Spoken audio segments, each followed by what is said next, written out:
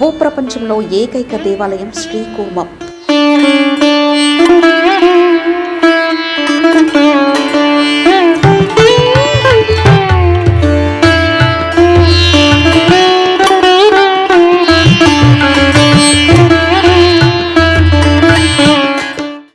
దశావతారాల్లో ఈ ప్రాంతంలో దర్శనమిచ్చే స్వామికి ఓ ప్రత్యేక అవతారం. ప్రపంచంలో ఎక్కడ ఈ అవతారంలో ఆలయం లేదు. ఈ ప్రాంతంలో మాత్రం ఈ అవతారంలో స్వామి భక్తులకు దర్శన భాగ్యం కల్పిస్తారు.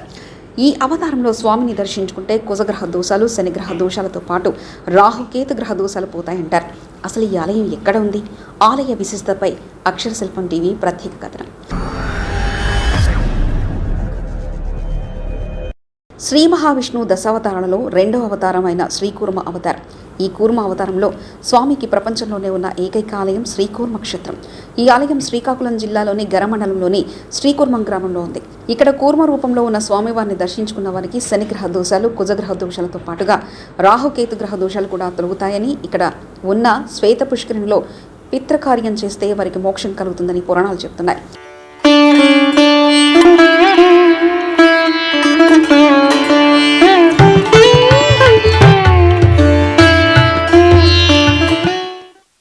అసలు విష్ణుమూర్తి ఈ అవతారం ఎత్తడానికి ప్రధాన కారణం దేవతలు, రాక్షసులు అమృతం కోసం పాల సముద్రంలో మందర పర్వతాన్ని చిలకబోగా ఈ పర్వతం కింద సముద్రం చిలికేందుకు వీలుగా సపోర్టు లేకపోవడంతో పాల సముద్రం మధ్యలో పడిపోయింది. దీంతో దేవతలంతా కలిసి ఉపాయం కోసం శ్రీ విష్ణుమూర్తిని ప్రార్థించారు.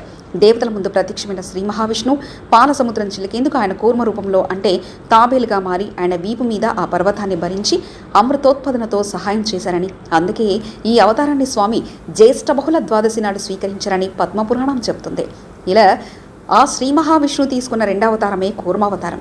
అయితే శ్రీ మహావిష్ణువు దర్శనం కోసం శ్వేత మహారాజు తపస్సు చేయగా ఆయన తపస్సుకు మెచ్చిన ఆ శ్రీహరి ఇక్కడ కూర్మనాథునిగా స్వయంభూగా వెలిశారని, ఆయన సుదర్శన చక్రం ద్వారా ఇక్కడ శ్వేత పుష్కరిణి ఏర్పడిందని, ఈ పుష్కరిణి బిలంలోని మార్గం నుండి లక్ష్మీదేవి కూర్మనాయకిగా వచ్చి ఇక్కడ వెలిసింది. ఈ ఆలయంలో స్వయంభుగా చతుర్ముఖ బ్రహ్మ గోపాల యంత్రాన్ని స్థాపించారు. ఈ విషయం అన్నీ మనకు పద్మపురాణం ఆధారంగా తెలుస్తుంది.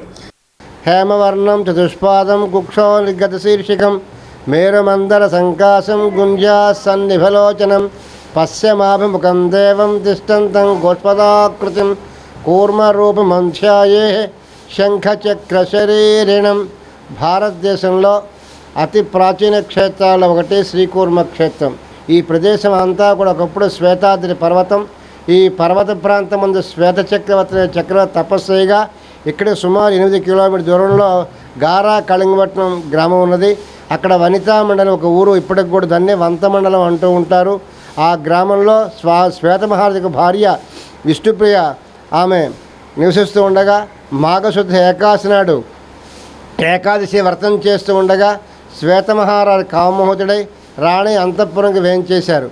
అప్పుడు భర్తనుగా తీసి పాతివర్త్య దోషమని వ్రతాన్ని గన భగ్నం చేస్తే వ్రతభంగం స్త్రీని అపరిని కాపాడ రక్షించాలని చెప్పి ఆమె శ్రీమన్నారాయణను ప్రార్థించగానే అప్పుడు వారి ఇరు మధ్య కూడా పెద్ద గంగాపురం ఉత్పన్నం. దాన్నే వంశధార నది అంటారు.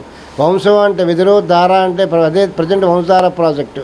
ఎప్పుడైతే హఠాత్తుగా కూడా గంగా ప్రవాహం చూసి శ్వేత మహారాజు మూర్చపోయిన తర్వాత గగన మార్గంలో నారదమునీషుడు ఈ శ్వేత మహారాజును చూసి ఏమయ్యా మహారాజు అని ప్రశ్నించగా జరిగిన వృత్తాంతాన్ని విన్నవించిన వాడై అప్పుడు ఈ శ్వేతాద్రి పర్వతమై తీసుకుని వచ్చి ఆయన కూర్మమంత్రాన్ని మంత్రం ఉపదేశం చేయగా స్వామి పశ్చిమ శిరసిగా కూడా ప్రత్యక్షమైన స్థల పురాణం. ఇండియాలోకి ఏకైక క్షేత్రం శ్రీకూర్మ క్షేత్రం. తర్వాత స్వామి యొక్క శిరస్సు పశ్చిమ దిశగా ఉండటం వల్ల ఈ ఆలయంలో 2 ధ్వజస్తంభాలు ఉంటాయి. పశ్చిమ ధ్వజస్తంభం, తూర్పు ధ్వజ 2 ధ్వజస్తంభాలు ఉంటాయి. అలాగే రామానుజాచార్య, శంకరాచార్య, మధ్వాచార్యులు కూడా ఈ క్షేత్రాన్ని స్వామిని దర్శించిన స్థల పురాణం. అలాగే 1512లో కూడా చైతన్య మహాప్రభు కూడా వచ్చి స్వామిని దర్శించే వారి యొక్క పాదచిహ్నాలు కూడా ఈ ఆలయ ప్రాంగణంలో ఉన్నవి. తర్వాత 108 స్తంభాలతో కూడా చుట్టూ ప్రాకార నిర్మాణం జరిగినది. దాని మీద ఉండే లిపి పాళీ, ప్రాకృత, ఒరియా, కన్నడ భాషలు. 108 స్తంభాలతో తిరుచుడు మండపం అంటారు. ఈ నిర్మాణం జరిగిన స్థల పురాణం.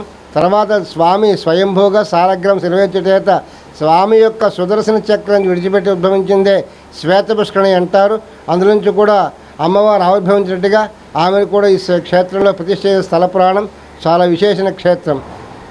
భాష్యకార ప్రసన్నాయ పరమానంద రూపిణే శ్వేతాద్రి నివాసాయ కూర్మనాథాయ మంగళం. ఇంకా విశేషం ఏంటంటే ఆలయంలో ప్రతిరోజు కూడా స్వామికి నిత్య అభిషేకం ఉంటుంది.